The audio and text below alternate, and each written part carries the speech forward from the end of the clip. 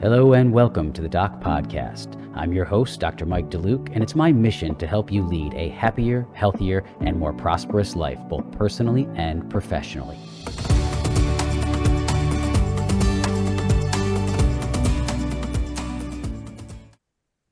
Hello and welcome to this episode of the Doc Podcast.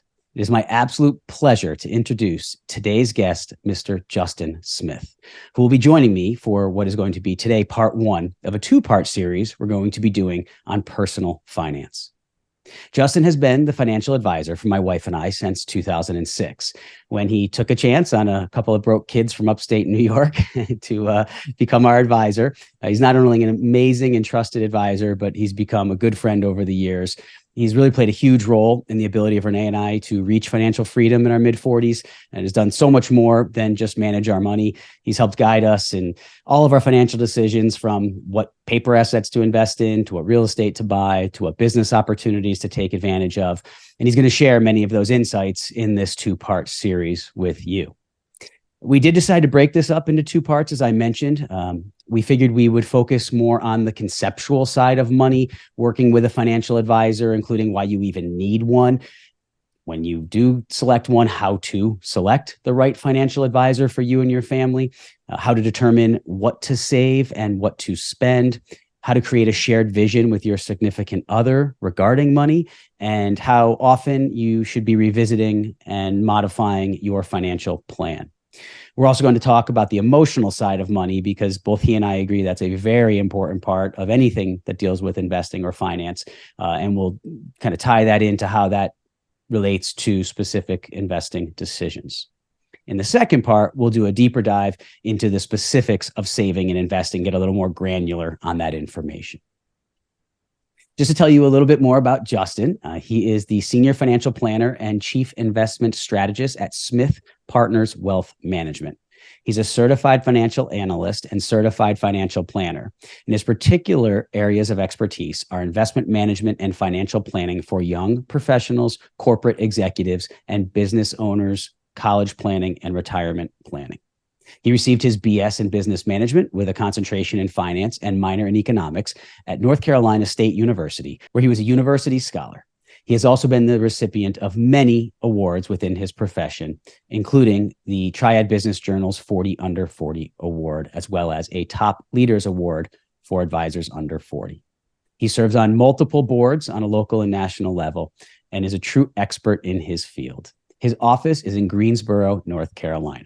Before we begin, I also want to make it clear that the content of this episode is for general information purposes only. It is not intended to be specific financial, accounting, or legal advice, nor is it directed towards any one individual or any group of individuals. Please be sure to consult your own financial advisor, CPA, and/or attorney for information regarding your specific situation. So with that, with great excitement, I welcome you to the podcast. Welcome, Justin. Thanks, Mike. I wish we send that over to my wife and have her know all the nice things you say about me. I appreciate that. Yes, we'll make sure she tunes into this one. Thank you. On the disclosure front, we are an SEC registered advisor, and they do a good job of making sure that consumers know what they are listening to and know that there are some protections there. And so, my disclosures, we throw them up here, are much the same that, and you'll hear this in our time together, that financial advice, financial planning is not done well unless it is directed at one person with a background knowledge of where they've been, what they have, and where they're going. And so, no offense to podcasts, but if we're taking financial advice directly from podcasts and not throwing it up against our actual lives and getting some professional opinion on that, then we're really not doing ourselves any service. And so this really is for educational purposes. We're not trying to get clients from this. And we're thankful for getting to know Mike and your family. But what we'll run through here is really more broad ideas, and I think really helpful for folks. No, I agree. Thank you for clarifying that as well. And yes, we'll have those up on the screen so everybody can see those disclosures from your end as well. Before we dive into some of the content, I think if you'll allow me the liberty to explain a little bit about the story of how we met and the first time that we actually met face to face. It was at a meeting where I met someone who was using your firm, and he strongly recommended that he actually gave me a card to your guys' office, and I was still a resident. I was still a UConn resident. So out in San Francisco, I was there to take my boards, and I just was walking, meeting different people, talking to different vendors, looking at products. And I literally, it was Jerry who was working with GAC at the time, who's not in business anymore, but he was helping with their booth. And I stopped at the booth because I was one of the companies I was interested in, and we just got chatting. And he was like, "Hey, what are you doing? And where are you finishing your residency?" And we're kind of chatting it up. And he literally out of nowhere, he just takes his card out and he's like, "Call these people. It's the single smartest decision you'll make in your career." And I had no idea. It was people in North Carolina. I was in, at this point, Connecticut, but going to be practicing in New York. Okay. So I kind of thought about it, and, going through the process, which we're going to talk a lot about today, of how you vet a financial advisor, how you even figure out, I had no money. The last thing I was thinking was what to do with that money. I was focused on how to build the practice. And so I said, all right. So I put the card away, and not long after, I gave you guys a call, and then not long after that, Renee and I hauled ourselves down to North Carolina and met with you, and right where you are now, and the rest is history. And it's been quite a journey and quite a ride from that point. But it is funny how these things happen, and just a random interaction with somebody I wasn't even looking for any financial advice, or an orthodontic colleague. I was just going to be talking about the products at the booth he was at, and this is what it turned into. So very, very funny story. And maybe, I don't know if you want to add anything on your side of it to the day those two kids flew down to Greensboro, but no, yeah, it's been really fun. I was a kid also, and I think it has been rewarding for us to get to see the life cycle of at least the front end of the life cycle of what y'all have been through, and walk through that. We get to walk through really the breadth of conversations and decisions. And I don't know, it's what we love to do. You guys are awesome at it. And that's been really, I think, a secret to the success. And that's what I want to really get into today. I think so often people have these conversations, podcast format, interview format, advertisement format, where you hear about, a financial advisor, or, you need someone to manage your money, or a money manager. And especially for the younger docs coming out, it can be really overwhelming. But even for the older docs, it's sometimes they can be a little full of remorse, or looking at it like, geez, I wish I had maybe made some different decisions when I was younger. So what is the main reason? Why does someone, especially a professional like a physician or dentist, need a financial advisor? Why not just do it themselves? So, there's a million platforms online now, ways they could invest themselves. Like, why? What is the value of having a financial advisor?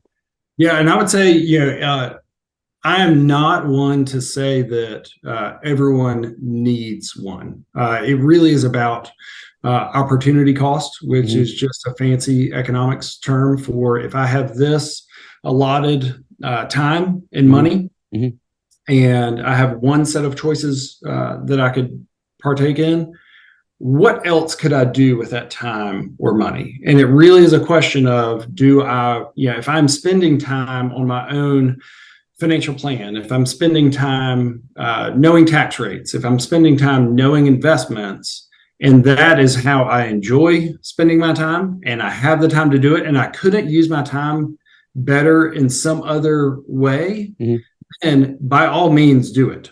And that's not like tongue in cheek. I've run across folks where all of those things check off. Like, this is a hobby and they love it.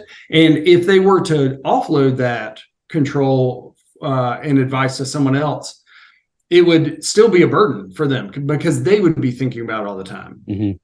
It is almost like, I don't know, I probably should have asked this ahead of time. Do you mow your own yard currently? Not currently, no. So I mow my own yard. I could certainly afford to have someone do it, but I enjoy doing it. I tried to get the 13-year-old to do it, and she didn't do a great job at it.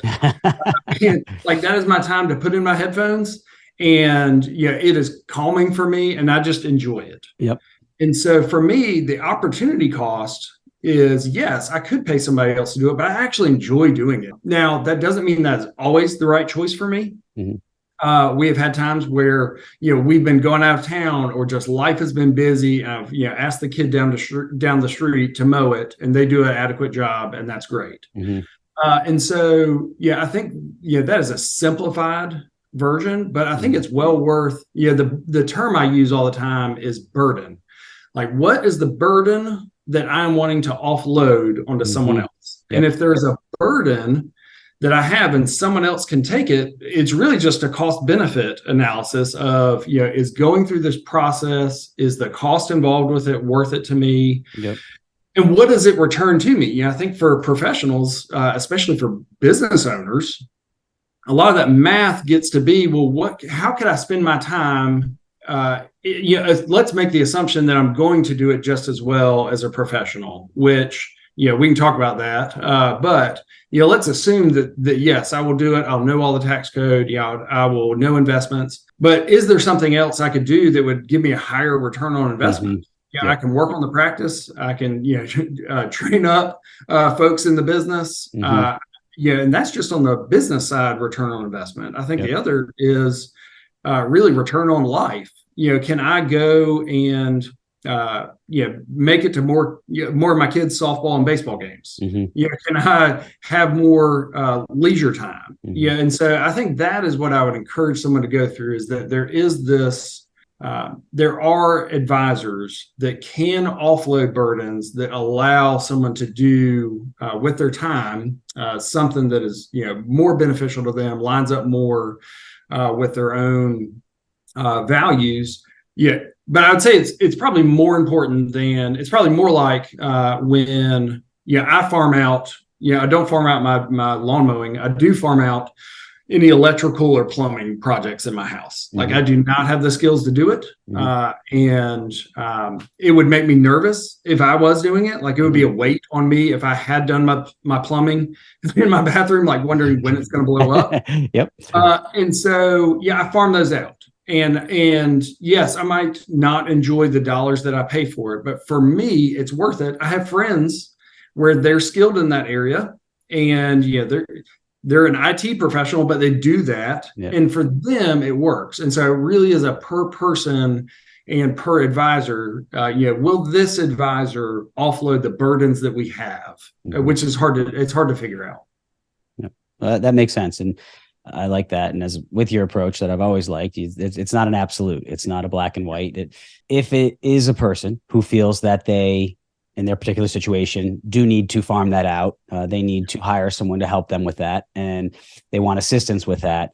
Where I really want to begin this is to kind of take someone on a journey of, how do they go through this? How can we help them navigate this? Because it can be really tough. And there's so many choices. There's so many things coming at them. There's so many people in their own lives or social media, television, radio, telling them, okay, this is what you should do. This is how to do it.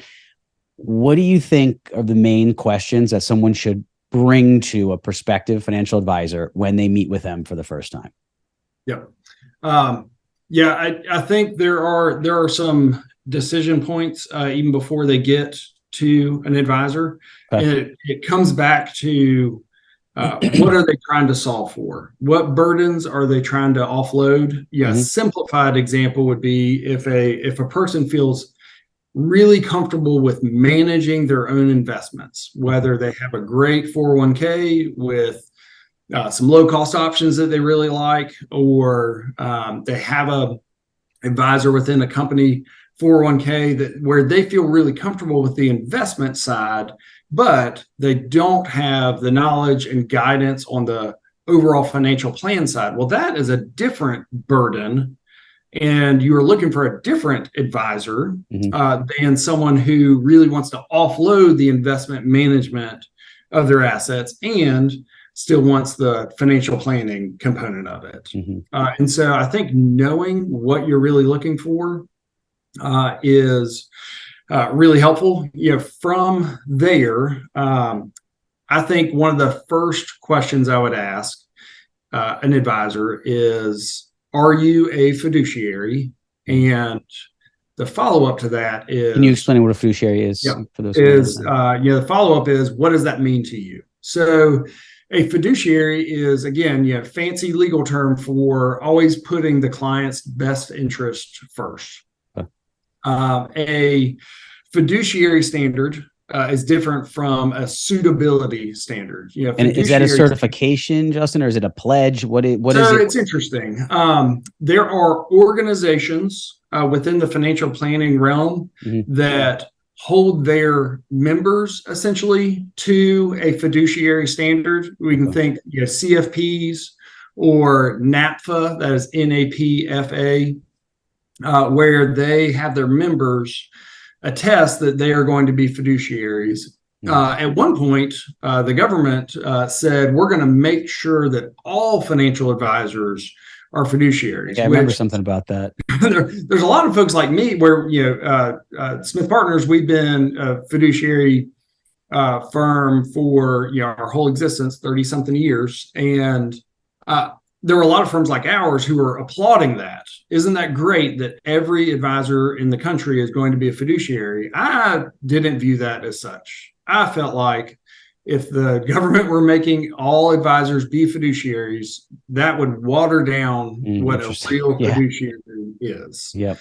Because I think you just can't legislate that. Frankly, I think you can have advisors who willingly uphold themselves and are part of organizations that uphold that. But I think, frankly, being a fiduciary, yes, I would want an advisor to sign off and say, yes, I am a fiduciary. There are companies that don't let their advisors say they are fiduciaries. And so that's a question I would ask. And, are you a fiduciary, and will you put that in writing? But more so, what does that mean to you? Like, I want to hear an advisor talk about what being a fiduciary really means, and frankly, give me some examples. So I think a fiduciary, a lot of it comes down to what's an advisor's interest, how are they compensated, where are the conflicts of interest. Any advisor that says they don't have any conflicts of interest, I think, isn't realizing that they have one. There are always potential conflicts of interest. And, like for us, we are paid based on the assets that we manage. And so there's a potential conflict of interest that we would want to manage more assets for a client. Being a fiduciary means that if a client says, I want to go and pay off my house, that the advisor looks at that in the scope of their overall plan. And if that is to use extreme examples, if that's an 8% mortgage on that house and they're entering retirement, it might really, really make sense to go and pay that off. Use money that they have saved up, that the advisor is getting paid on, and take that out of the accounts and go pay off the house. The advisor would get paid less in that scenario, but it should be a no-brainer to them if that works in their financial plan to recommend that and really even bring that up before a client asks. The converse of that could be, a client has a 2% mortgage and wants to pay it off. The math might not make sense to do that. But I think being a fiduciary doesn't mean just doing the fiduciary math problem, but it even goes a step further to knowing what is important to a client. If a client says, I hate having this mortgage, I know it makes sense to pay it off, but I just hate having it. I think being a fiduciary means you still look at their overall plan and see if they can afford to go and pay that off. Then if they can, all of their goals and you really try to line it up. Again, we're dealing with an uncertain future, but if in our best guess, we believe that they can pay it off and it'll give them an emotional return on investment, which we'll, talk about later. That is being a fiduciary in my eyes. Encouraging folks to give away money. There's so many ways that I think that's what I would want to hear from an advisor is, are you a fiduciary? And tell me what that means and give me examples. And you'll be able to hear it. If somebody says, I think we're fiduciaries, don't we sign something? Run, right? And so it's more, I think it's more subjective than objective.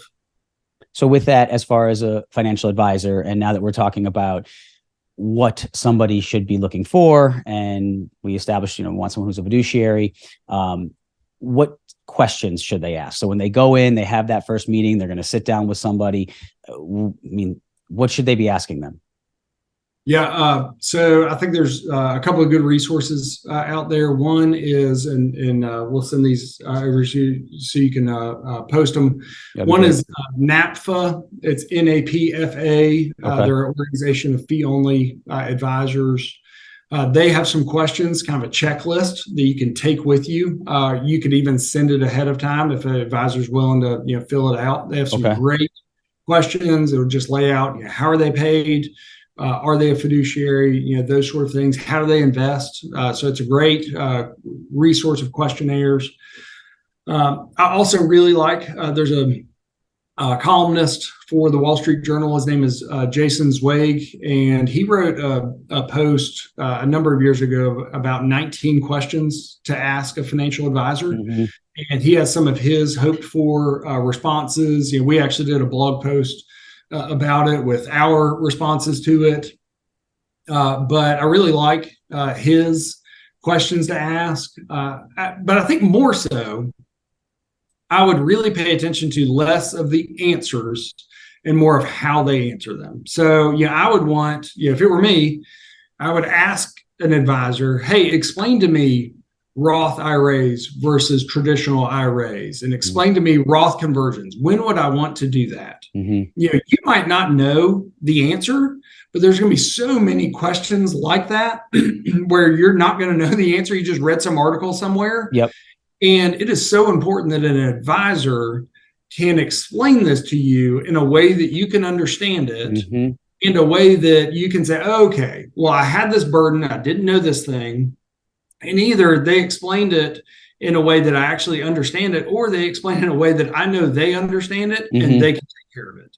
And so, that sort of question, or, why would I own this much in, foreign stock assets, or this much in U.S., or explain to me capital gains versus dividends versus earned income. I know they sound like CPA questions, but they really should be advisor questions also. Yep.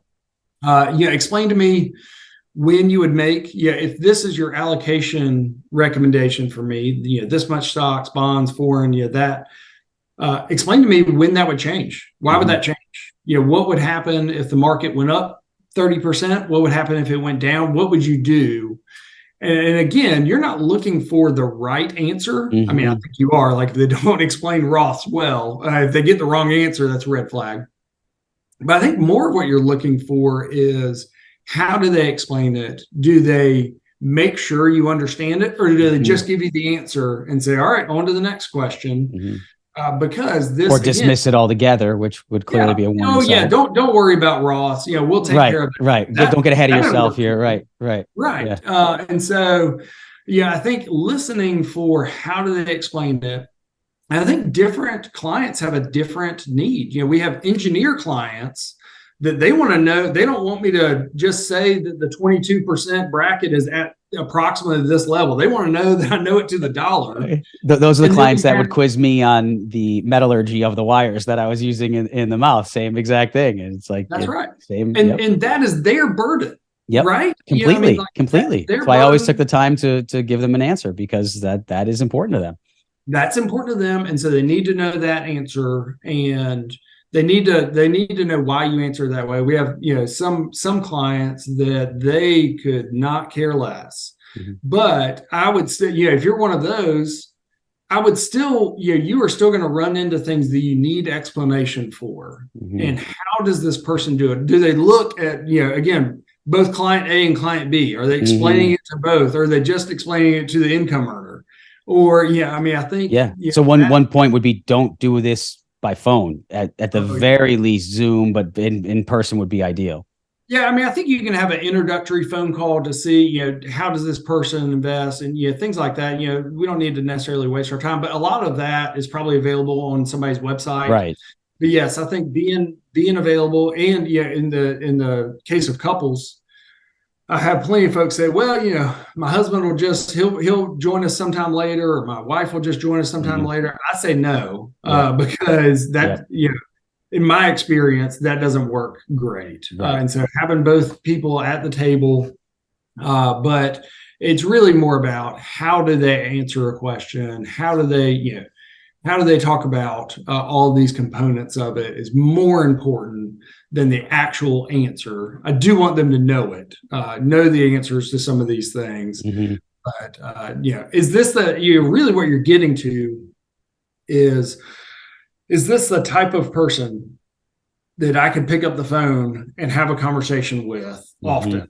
And is this the type of person that, I could sit across the table with, and coming out of that, I'm going to feel known, and I'm going to feel heard, and Hmm. I'm going to feel like they're going to carry the ball from here. Yep. That's what we're really looking for in asking those questions. Yeah. No, that's great. Thank you. That helps a lot because I know I didn't know the first thing to ask, and you're intimidated by it. You just don't really know what you don't know. And so I think that's great to at least give a few tips of things that even if the people listening don't know some of the things you just said, go look it up and do a little research on it, get a little background, and then be able to go in and bring that with you. So thank you. And what would be maybe some of those other warning signs that not Yep. being a fiduciary, anything else that if they meet with somebody, if I'm just throwing out there, I don't know if Yep. this is the case, but if they're purchasing insurance or something, are there things like that are warning signs, or is all that Yeah, I mean, okay? again, I think we are what is called a fee only advisor, which is an awful marketing term. Whoever came up with it wasn't thinking marketing first, but fee only is a term that is used to describe firms where they're only paid directly by their clients. They're not paid from insurance companies or from particular mutual funds. Hmm. Putting clients in certain mutual funds might get the advisor paid more, that Hmm. sort of thing. Is that like with like load fees, like they have? Yeah. Okay. Um, or selling annuities. There's a lot of fee only advisors that say all of those things are bad, and I don't believe that actually. Insurance plays a role in nearly everybody's plan. Hmm. Annuities can play a role in people's plans. Hmm. Certain mutual funds could play a role in people's plans, but sometimes those arrangements can put the advisor on the opposite side of the table from the client. But as I said before, I know there's a potential that a fee only advisor could also be on the opposite side of a client, where they could say, "Well, you need to save that money. You need to grow your investment Right. accounts." And Right. so but that's not often that aligns with what clients are wanting to do. Often growing assets aligns, but there's a potential conflict of interest that maybe an advisor might put clients in more aggressive investments than they should, hoping they will grow. And so I think if I were doing general kind of red flags, again, I think it's more about subjective, Hmm. and rather than they have to be fee only. I mean, I'm Hmm. biased. I think that is a good model, but it's really more about the person and the organization and how they operate within there. Hmm. I do think the organization being a fiduciary goes a long way to allowing their advisors to be fiduciaries. Okay. If an organization is blatantly not a fiduciary, then it's going to be hard for a fiduciary minded or hearted advisor to swim upstream against that. Okay. I think I would want, warning signs for me are an advisor that doesn't present options for a client. Whenever we have a client that has a dollar amount and they want to talk about what do they do with it, we try to be really intentional about presenting them options and Yep. say, it's kind of the opportunity cost. Well, you could do this with it. Sure. Could save in emergency funds. We could invest it. We could retire debt.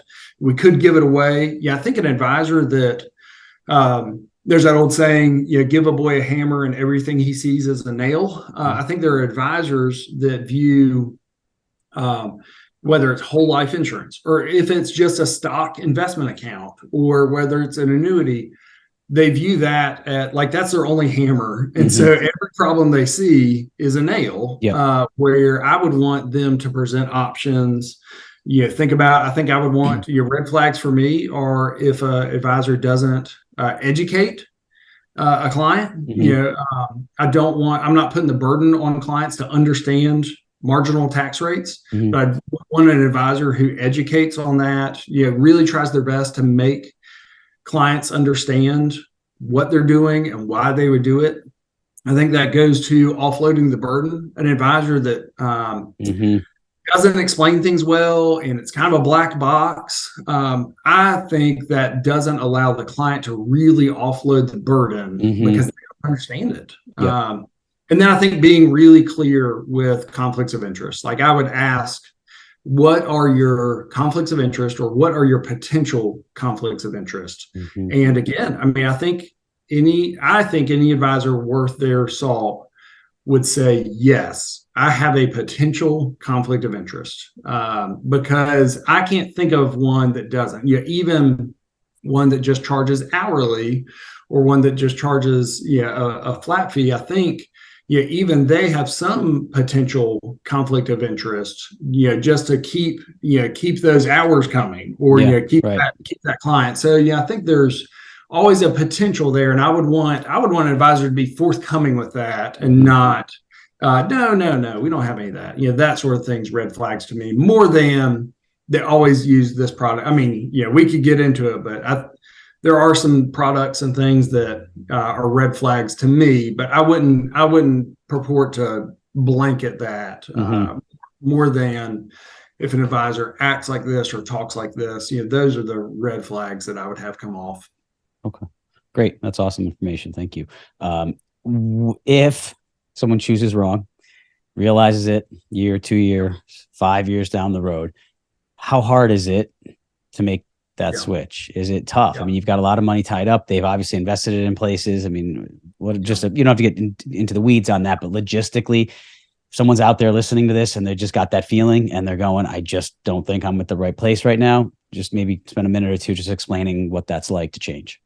Yeah, I mean, that depends on, are we talking about my clients or somebody else's? No, I'm just kidding. Yes. No, I think any advisor that is a fiduciary and wants what is best for the client, if a client says, this is not the best option for me, they should celebrate that. If the client has found what is a better fit, they should really celebrate that. They should be putting the client's best interest ahead of their own. Now, I think I have some caveats to that I would want someone to think about why they would switch. That if they are moving because it's investment performance, I would want them to consider, is that the market's fault? Is the way that the advisor, have they set me up in what is historically an appropriate asset allocation? Are they using funds that align with what we're about? Are they using low cost funds, or if they're using high cost funds, are they ones that I feel confident about how they're actively managing those? And is it just bad timing with the market, or is it a deviation from how I want my investments managed? Philosophical versus just numbers, right, or something. Is it somebody might be wanting to invest in this certain way that maybe they're wanting to be invested in socially responsible funds, and the advisor says, I'm just not going to do that. Then I think that could be a misalignment of they're not able to carry that burden, right? So I wouldn't want it to be, well, my brother-in-law said his advisor gets some great returns. I mean, I think I would want somebody to really dive into why. Are they making big swinging bets on where the market's going to go, and how long can they keep that up?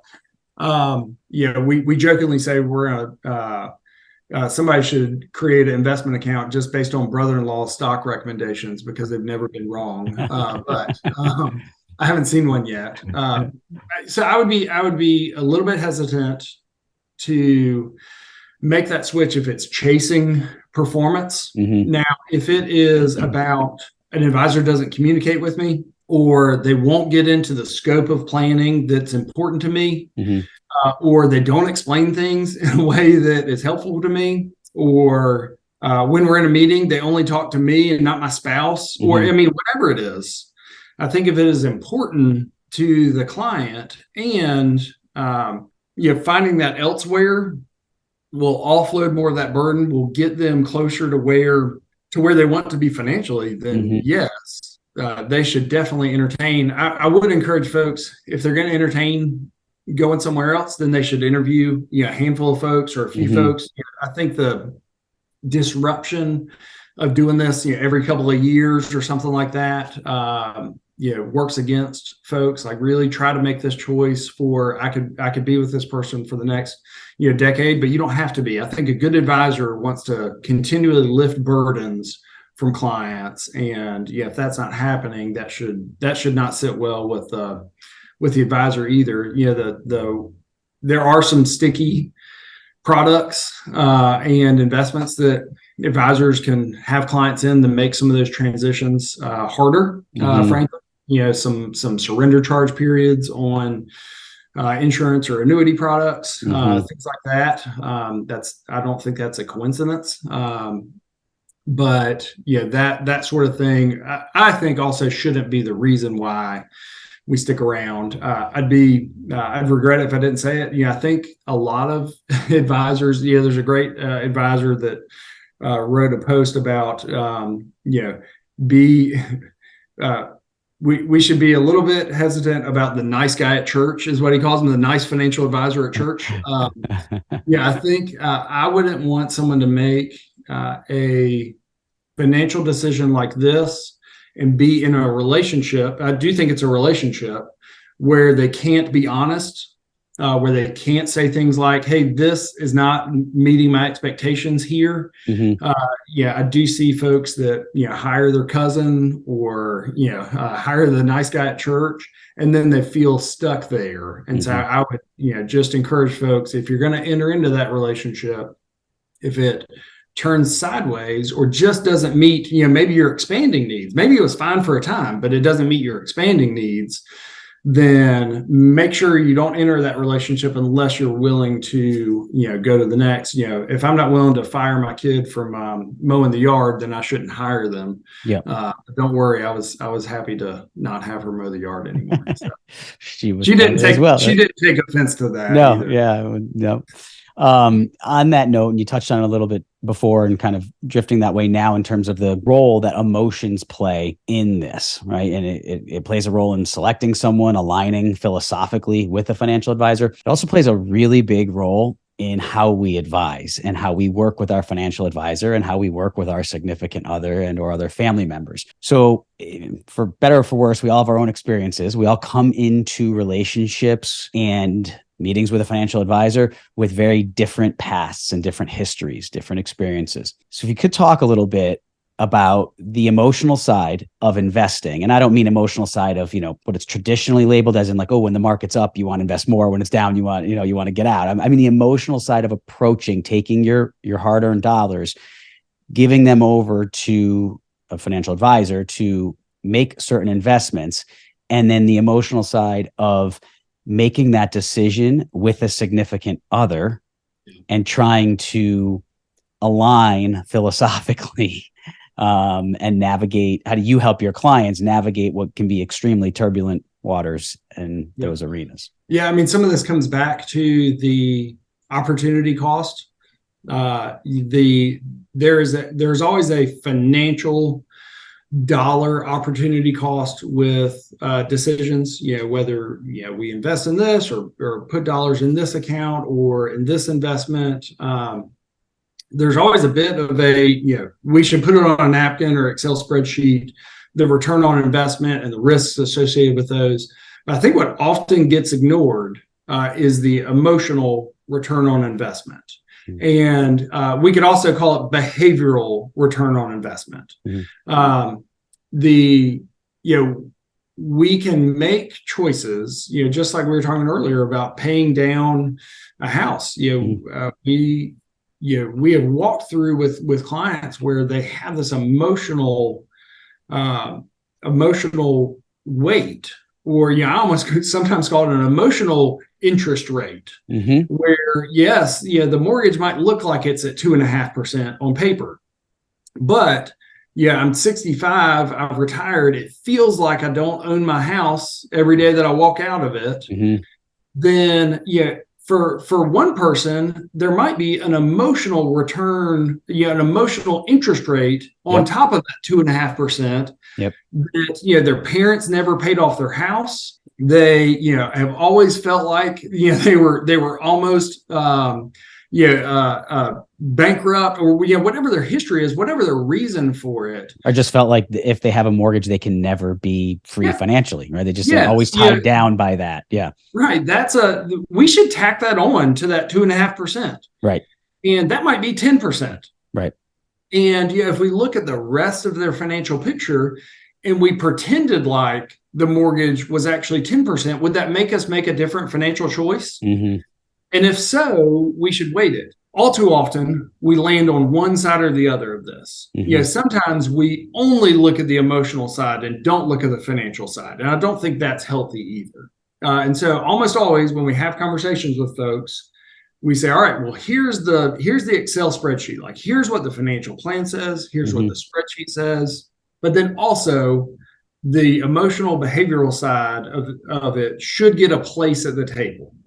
And that's a harder part of it to quantify. Sure. Yeah. But we need to recognize it and then go from there. So a great example, and we can be financially inefficient if what it does for us is give us a behavioral or emotional return. When we went down to Disney, we prepaid for the meal plan there, and that is not like a prepayment that looks like it will make things cheaper. It's really a prepayment for ease. You overpay for what you would have. If you bought all the same meals, you're kind of prepaying for it, but really you're overpaying because it's probably more food than you might necessarily need. But when we were down there, I was the nicest dad in all of Disney. All the other dads were saying, "Hey, you better finish up that chicken nugget," or y'all have to, you two kids have to share a drink. And they were grumpy, and they didn't like spending the money at that point. Right. But for us, we prepaid it. We probably overpaid. But I was so nice that whole week. And some of this is knowing yourself. Knowing myself and where I've come from. What can I do in my financial life to set me up to be the person I want to be? I want to be the nice dad at Disney.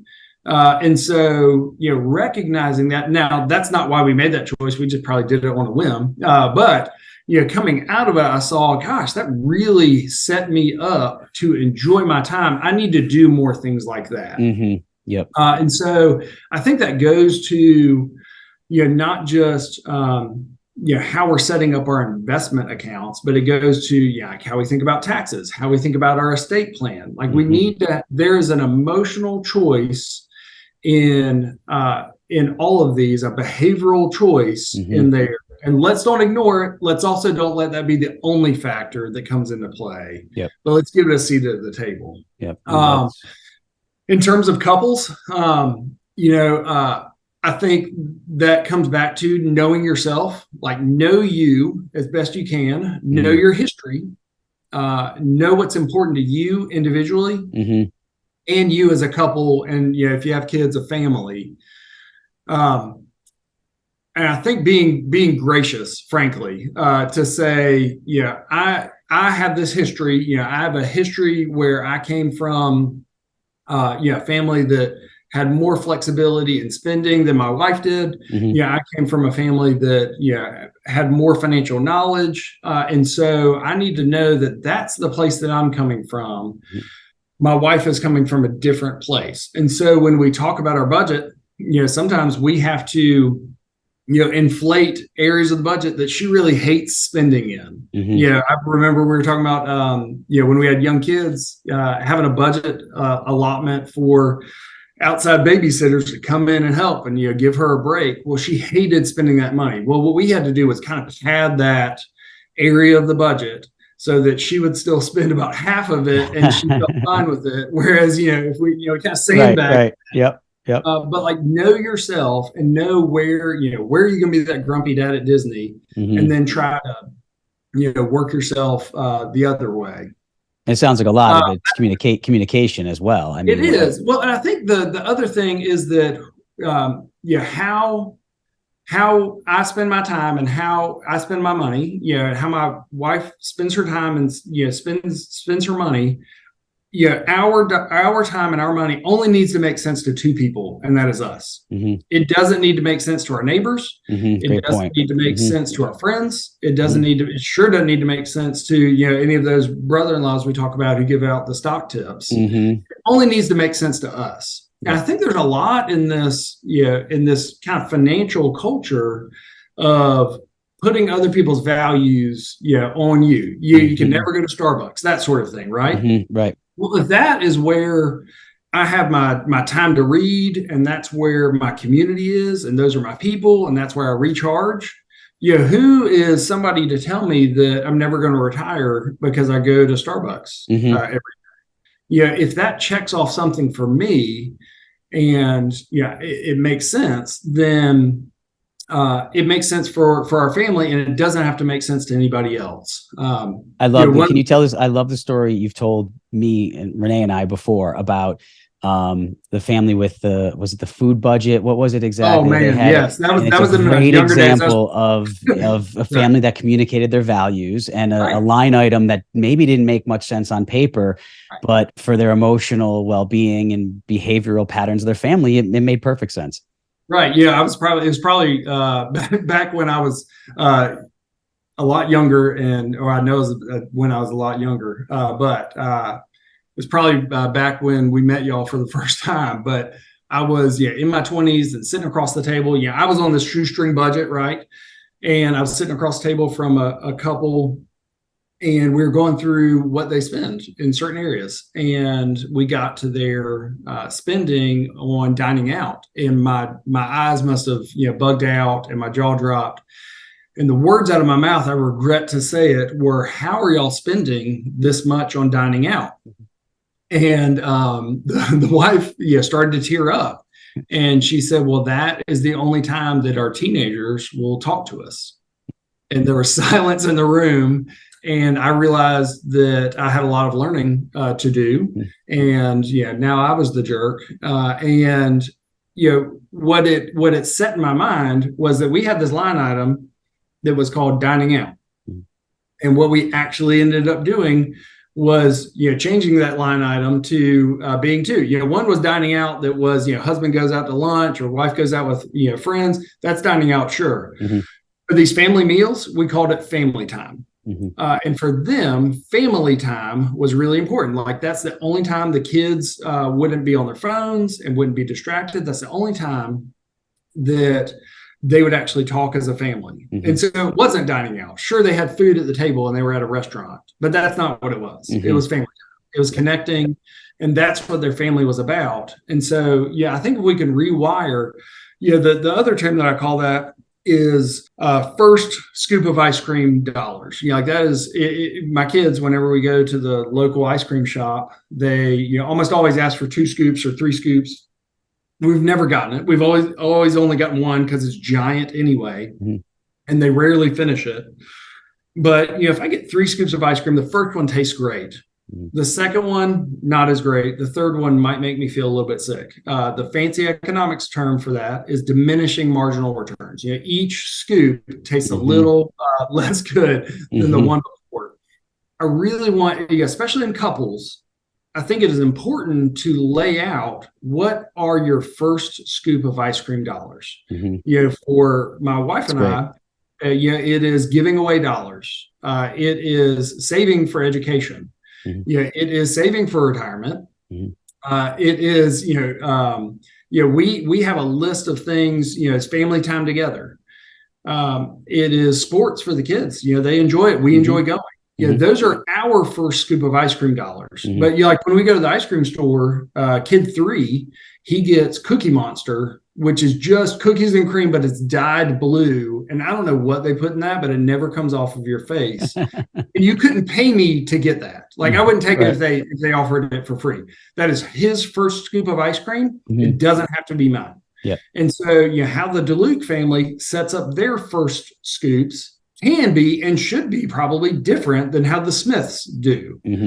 And I have seen some of that key in couples is being really clear about these are my first scoop of ice cream dollars, and these are yours. And some of this is caring about what the other person's is. For Millie, she loves to garden. She loves to do landscaping. I don't notice when there's new bushes and trees and flowers in the yard. I appreciate it. I love it, but I don't notice a new one. But she loves that. That's her time. Like she goes out in the garden.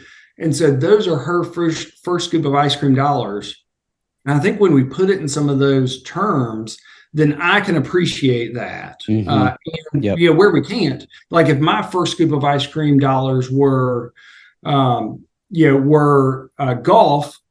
but it was golf, from 8 a.m. to 2 p.m. every Saturday and Sunday, there'd probably be a little bit of a disagreement in our house where Millie would say, I understand you appreciate that, but also I like to have a husband around on the weekends. And so for some families though, like that works for them. Right. And so I think it is about figuring out, where your first scoop of ice cream, and then, just logistically how we do dollars doesn't have to make sense to anybody else. We have couples where they just view it all as theirs.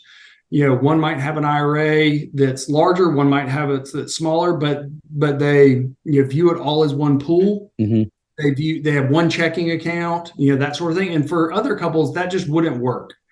And recognizing that what works for you should work for you. And so we have couples where we really try to keep some of those even, and that makes marital bliss. And we have some separate but transparent checking and savings accounts. And so I think just knowing yourself and knowing where am I going to get hung up? Where am I going to be that grumpy dad at Disney? And then you try to navigate around that. That analogy is great. And it's that so often we're tempted by the second scoop and the third scoop. And I think those are those temptations that distract us. And one of the things I do with this platform when I teach with residents, I'm always trying to explain the importance of developing that vision, because it's not the same for everybody. Not everyone has the same vision. And it's hard enough to develop your own individual vision, especially when it comes to finance. But when you have now a significant other and your husband or wife has a maybe different vision, and then you add in all those experiences that we were just talking about, I think that's where people get lost and just think, well, let's just do 3 scoops of ice cream, because then we've got, we can get 3 different flavors, and I can get my flavor, you get your flavor, and we have this, and then you're left with not wanting the other person's scoop, and you feel sick and nauseous after it, and you just spent more on 3 scoops when you really could have done 1 if you understood it. Yeah, intentional spending, intentional goals goes a long way. Yeah. With intentional spending, the whole spending versus saving debate. So this is kind of like right at the heart of what a lot of the financial gurus out there talk about. It's probably the most common thing that's talked about is, stay within your means, or how much you should spend, how much you should save. Do you feel there are general rules or guidelines on that? And what is your feeling on sort of how people should approach the thought of spending versus saving? And how does it change over time? Yeah, I'll give you a rule right after I say that you shouldn't use rules. So let me talk about why you shouldn't use rules. And then fine, I'll give you one. Because, as you can tell from what we've been talking about, personal financial plans should be personal, and they should be driven from the values of the people involved in them. And they are so different. We get to help out a good number of folks, and I get to know their stories. And yes, like we might have retirement dates from couple A and couple B that line up about the same, but people are so different that these, back of the envelope, rule of thumb, proportions of spending versus saving, I think are a Band-Aid to a problem that needs to be solved really from the back forward, not, setting it out here and then hoping that works out for our plans. Okay. So, what I say, back forward is, I think a financial plan should start with the end date, right? It should start with, let's lay out our life expectancy. And what a fun way to start, right? Right. But what everybody wants to begin with, right? Yeah, I'm fun at parties. But, we say, all right, we think you're going to live into your mid-90s. What does that time period look like for you? Do we know? And often my questions are, who do you want to be when you grow up? I ask that of 80-year-olds. I ask that of 30-year-olds. Who do you want to be? And I am looking for an actual name. I want to say, are there people that you see in life? Now, you don't know all of their story. They might be that grumpy dad at home all the time, right? But there are attributes of this person's life that I know, not just somebody on like TikTok or something, Instagram, but there's attributes of this person's life that I really appreciate. And I like that. You have a client that said, hey, I got this Uncle Alan, and what I like about his life, I want to be Uncle Alan when I grow up. And I said, tell me about Uncle Alan. And Uncle Alan is the most available person I think I've ever heard of, where he had a friend, or maybe it was a family member that was rebuilding something in his house, and Uncle Alan like essentially moved there for a couple of months to live with them and help on this project.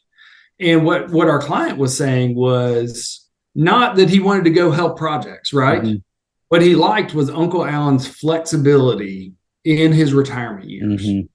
And and sadly, like, this is where the behavioral, emotional side gets translated down into the numbers. Okay, well, if we want extreme flexibility at this age, then we can back up from there and see what life looks like. I mean, this is the story in my own life. When I was 25 or so, newly married, we didn't have any kids yet. I met a guy in town who he said, all right, I've set up my business to where, he was working 20, 30 hours in a high paying business where he could have worked more and made more money. But he said, I'm working 20, 30 hours a week, making less than I could.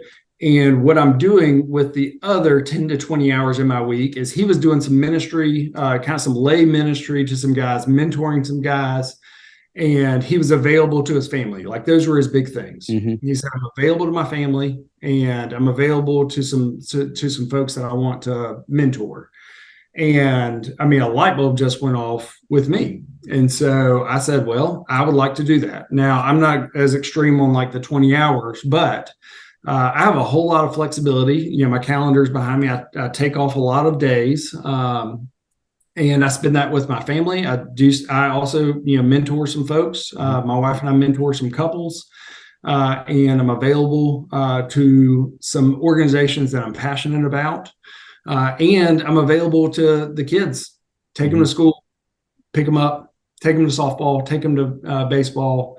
I take off a lot of Fridays in the summertime, most all of them. And so having this intentionality, like, if I just said, well, here's my budget, let's pull down from the internet what the internet thinks I should save and spend, that's not going to solve for what is really important to me. Like, I really need to go from back forward and then say, okay, well, if I want to work this amount of hours, or I think it could also be, I want to own a rental house one day, or I want to have multiple streams of income. That's important to me.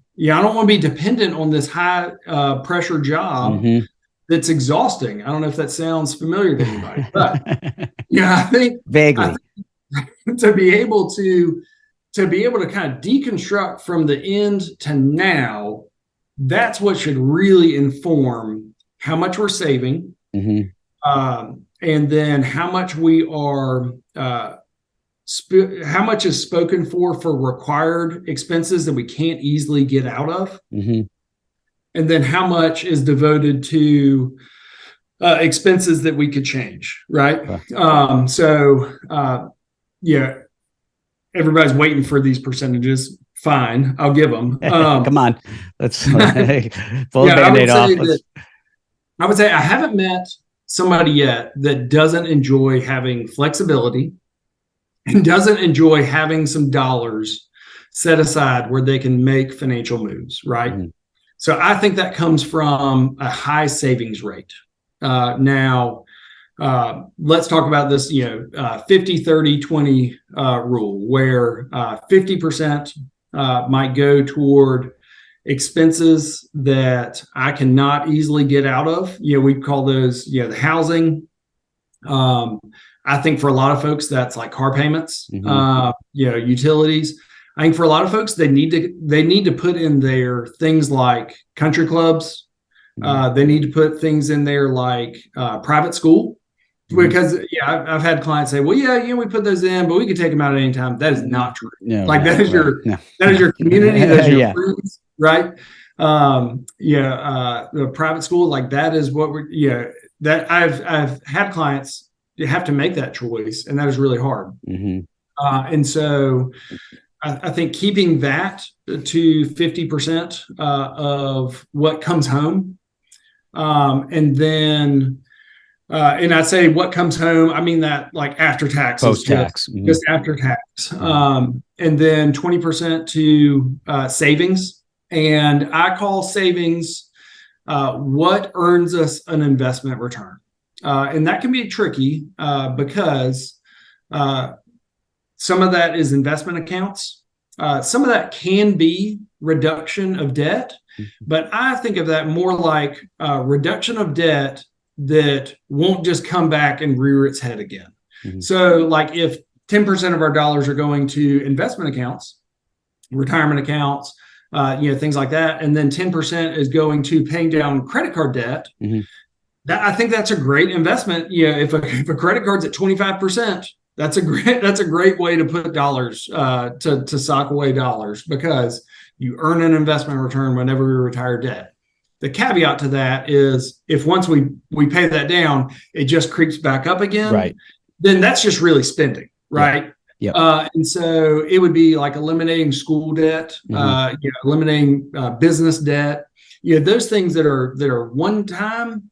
And once we reduce them, they're gone, and we could free up those dollars to go to investment accounts or go to, and I call that, savings. It could go to a pot of dollars that we are saving to maybe buy a rental property, or maybe it goes to savings that allow us to buy more of the practice that we're in, that sort of thing. I call that investment, even if it's only earning some interest now. If it's going to go toward an investment that will give us a return on investment, then I call that allocating it to investments. And then this remaining, this 30% is really toward expenses that could come and go, like if we needed to. So it's up to, this is where these rules of thumbs don't work, because in our family, doing things like vacation, you could say that that's in that 30% discretionary bucket.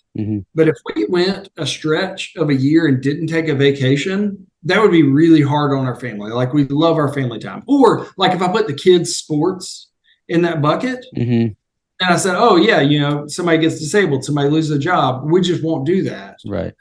That doesn't really line up with what our family is about. That should probably go in the required expenses bucket. Yes, we can put dining out in this 30%. We can put Netflix in that 30%. So that's how I like to have folks think about that. But I think if anybody just said, well, great, we'll just do 50, 30, 20 and hope it gets us what we want. You're probably doing better than most having no plan. Certainly. But it is not as good as having that back end driven plan.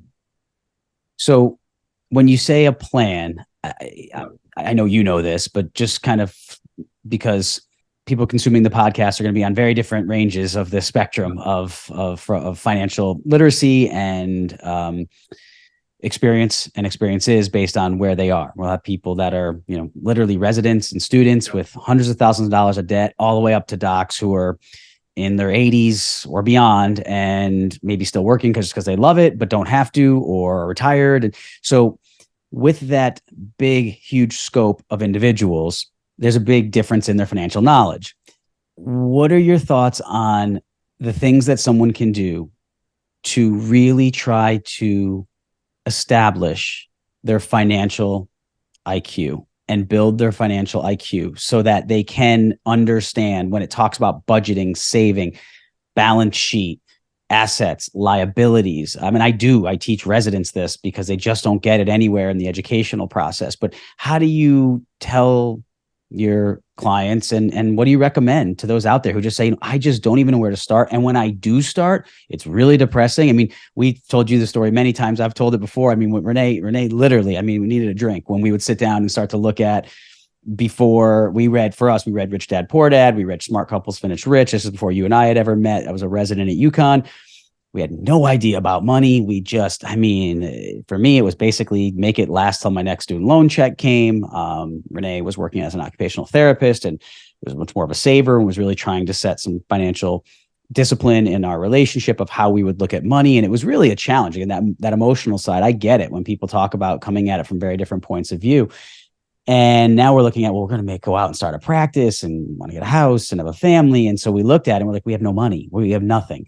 What do we do? How do we even begin to do this? So in the Rich Dad, Poor Dad series, they talk about understanding your financial report card, which is your balance sheet, which is your assets and liabilities and income and expenses.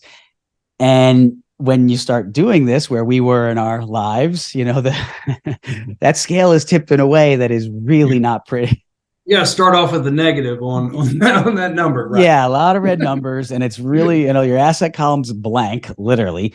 And, thankfully we didn't have, outside of student debt, which we had a good amount of, we didn't have a ton of, we never were big credit card debt people, and we were pretty responsible that way, but we had liabilities and no assets to offset them. And then on the expense and income side, I was a resident. We weren't getting paid at UConn to be residents. We had to pay for our masters.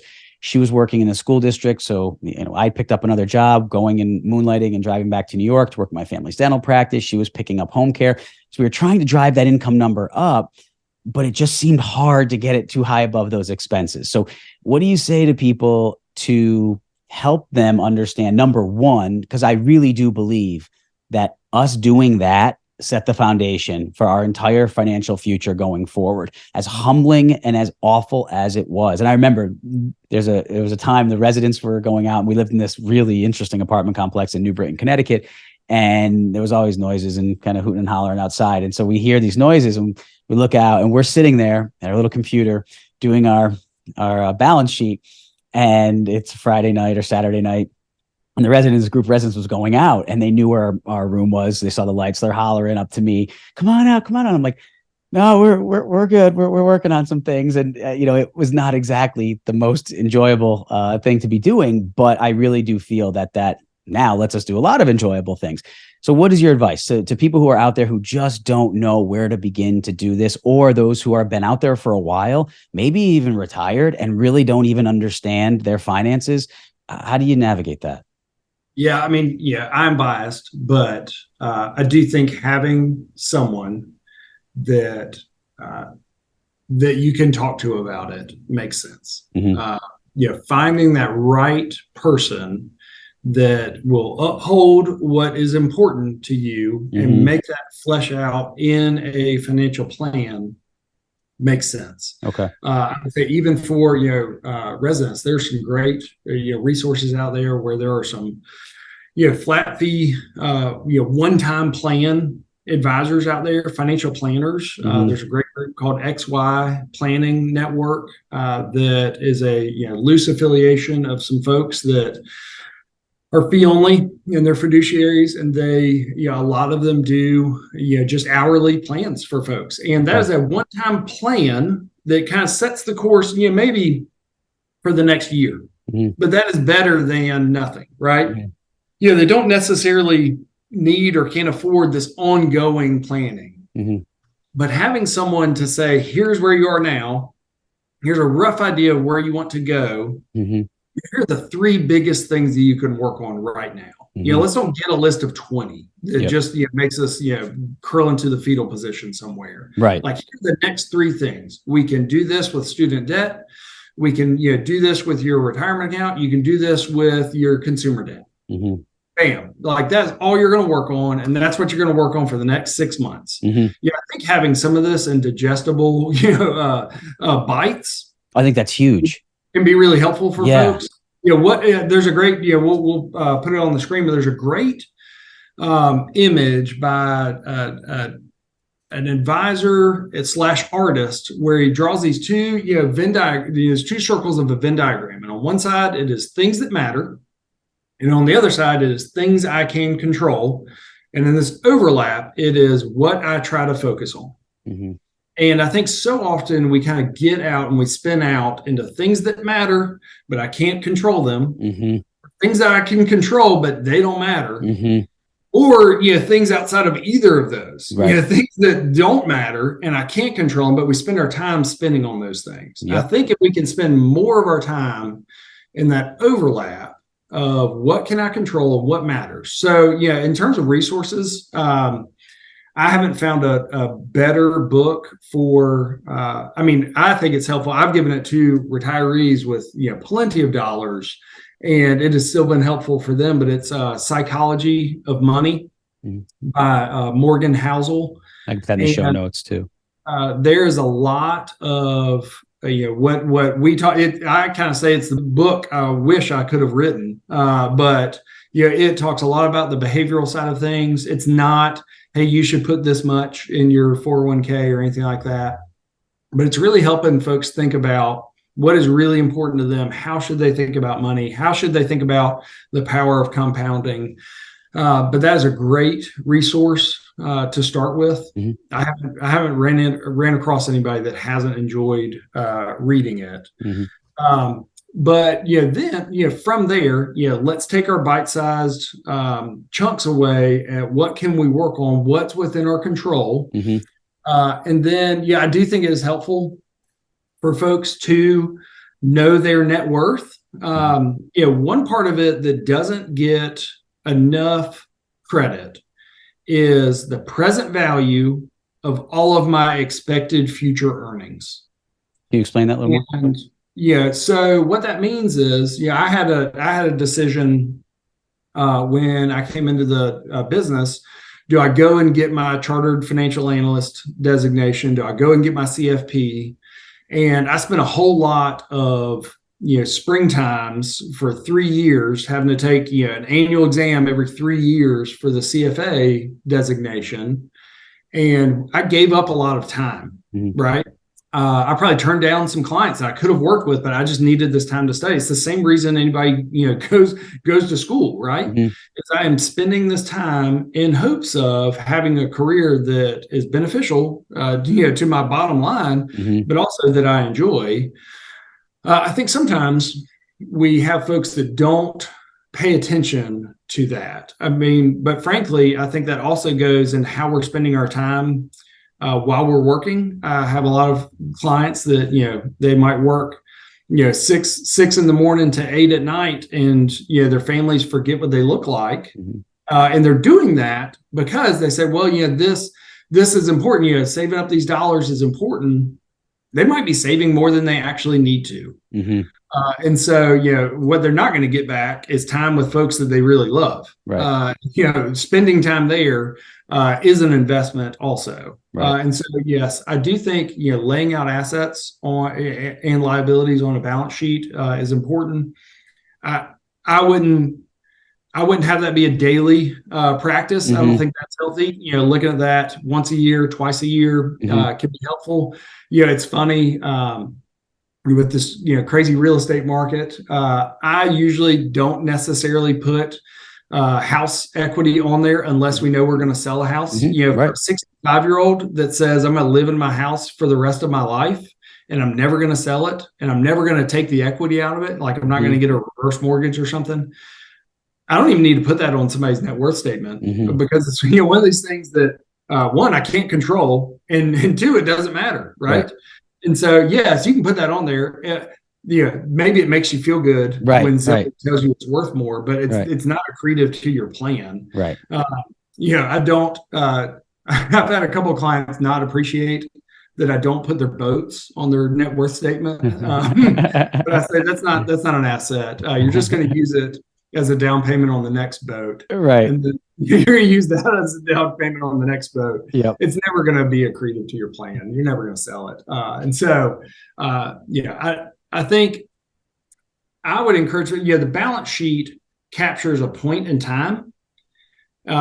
But I think some of what, if we're looking at that overlap of what matters and what we can control, I would really encourage folks to, if we know our plan and we know what it's going to take to get there, then let's really spend time focusing on our contributions to retirement accounts or to savings accounts. Like that's within our control and it matters. More than what market fluctuation happens. Like that is outside of our control, and it does matter, but it's outside of our control. And so, yes, we need to pay attention to it. But if we're really looking at like where do we focus our efforts and our attention and our kind of emotional well, it is on the contributions. I would say it'd be on things like asset allocation, how much stocks and how much bonds. You do get a control of that. Now, we can't control what happens with stocks or bonds, but we can control how much we have, what type of investments you have. Again, that's an unknown future. So we don't know what's going to happen. We know what's happened in the past, and maybe we can think that that'll happen again in the future at some point.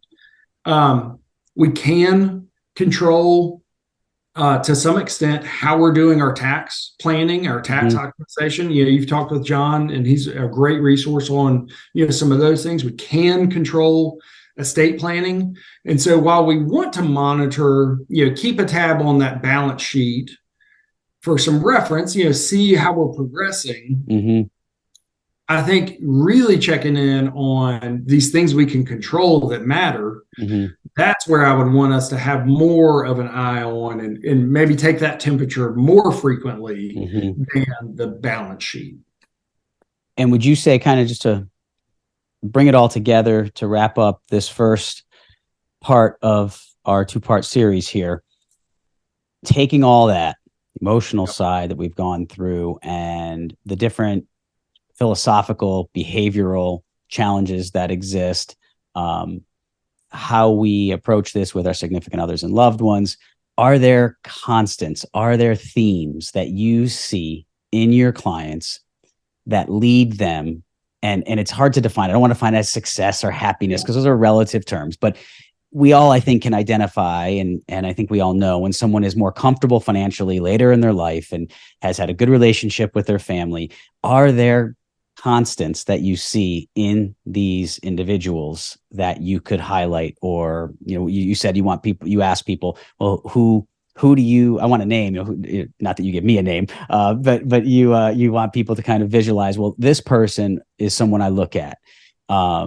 If you could pick that person or those people, what are some of the traits that they have? Yeah.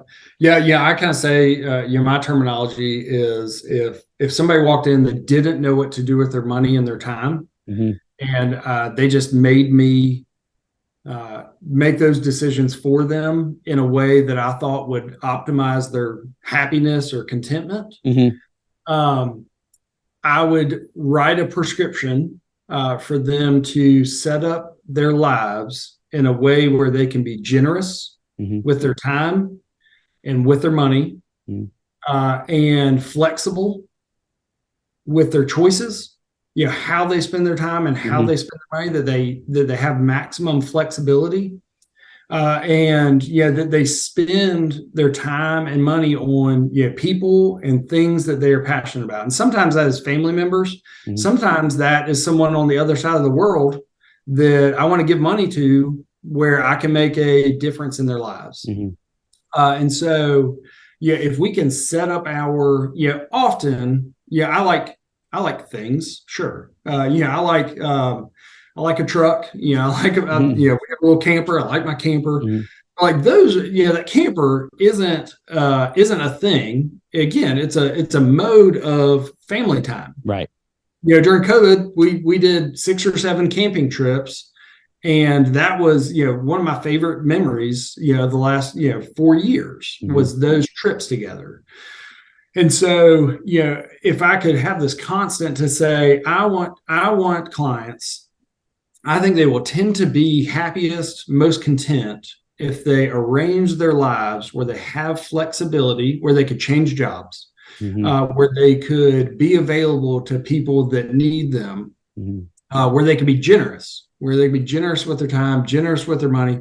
Maybe that means being generous as in, I have the ability to pay for the meal plan at Disney. I think your definition of generosity and flexibility is really, again, up to you. Like having a definition of why. Like, why is money important to me? That's the first question typically that we ask folks when they come in as prospective clients. Say, what about money is important to you, or you want to be important to you? Like, what can it do for you that is important to you? Yep. And that is a subjective answer and should be different, but we need to lay it out and write it out on paper. And that can also change over time. And just recognizing that this money is a renewable resource where you can't you can't spend it. Really, you can really just invest it. You are investing it in people. You're investing it in time. You're investing it in your choices. And so, like, to have folks driven from that side to say, like, I think is a fruitless exercise to set up your investment plan just to have more dollars or just to have a certain dollar amount and not know the why. Just because, right?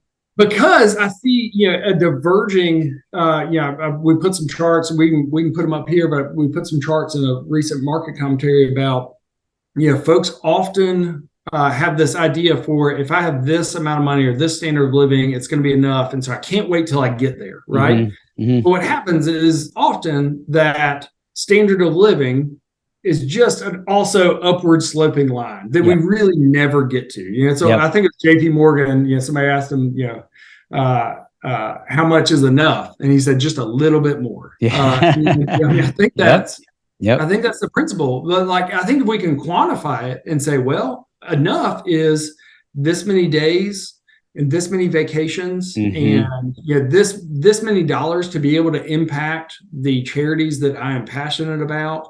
Like, if we can name what's important to us, then we can actually get to enough. And I think that enough is what I really want. Like, that's where our clients have that sense of contentment, is either when they have enough or they know they are, very likely on the path to enough. Like, we don't need to be there at 25. I think, some of this, like, FIRE movement, this, financially independent, retire early movement, is like, I need to get to this enough right now. I think it is okay to be on that path to enough, but, like, let's make sure that we have an actual ceiling on that enough, and that it's not just this ever out of, always out of reach, nebulous dollar amount, or something like that it's just going to inflate. So I like to put it in terms of, how do we spend our time, what are we doing with it, who are we with, like those sort. That's why that emotional behavioral side is so important on all of this. Well, that's awesome, and that, I know, is something that I've seen in people who I admire, where they've reached and the points of success they've reached and been able to attain. And it's also amazing how uncommon that is. It really, the older I get, the more you meet and interact with people of a retirement age, especially now I'm down in Naples, you meet a lot more of them. But it's still, it's hard. It's hard to know how much time you devote, how many hours you should work, how fast you should get there. Again, that FIRE mentality, how quickly can I get there? Well, okay, but if you burn yourself out and everyone else around you, that really the best thing? So that's great advice, and really something I hope people can kind of hear and process and take to heart, that there's really not one size fits all approach to investing, to having and finding a financial advisor, to what you do with your money, your time. It really is individualized. And the key is that you take the time to build that vision, develop what matters to you and your family, especially your significant other, work with and find somebody who can help you on that vision. And I really hope that, I know that what you have said and what you've explained is going to help so many people out there to be able to just think differently about it. And that's what I really appreciate about your perspective, is it's, you can easily come on and say, oh, this is what you should do, and you need to, but I think one of the reasons I've valued, and I know one of the reasons I valued working with you all these years, and Renee as well, is because you have that perspective of, wait a minute, this is real life stuff, right? Like you said with the meal plan, I get it, right? You might be paying a little more for this, but if you value that and it's going to make you that dad that you want to be with your kids, well, at the end, and you use the phrase a lot with us on different things like that, like it's a rounding error, right? Like, at the end of the day, are you ever going to remember that extra $100 or $200? Probably not, but you're going to remember when you look at those pictures or watch those videos, like, man, that was a great trip. Man, that was a great time with family. And you may not even down the road remember why, but you would probably remember when it wasn't going well, and have a different view of it. So I appreciate it very much. I'm excited. Next time, we're going to get into a little more granular, start talking about strategies, ways people can start to think about how to actually approach the X's and O's of this, and start to formulate their own plan for what they want to try to do, and what to do when they have some money and they have money coming in, what some of the things that you recommend and see as vehicles they can utilize for that, to create that wealth, to be able to eventually really reach that point of financial independence. Yeah. Looking forward to it. Yeah. Well, thanks so much again. Appreciate it. And we'll pick up next time on the next one. Thanks so much. Thank you. Take care, Justin. Thank you for watching this episode of the Doc Podcast. Be sure to visit theorthocoach.com to get access to CE courses or schedule a private one-on-one coaching session with me. And remember to join the Doc community on Locals for more great content designed to help you succeed both personally and professionally. Just go to Locals and search for the Doc community. You can also find Doc on Instagram at @theorthocoach. And remember, you have the power to do amazing things.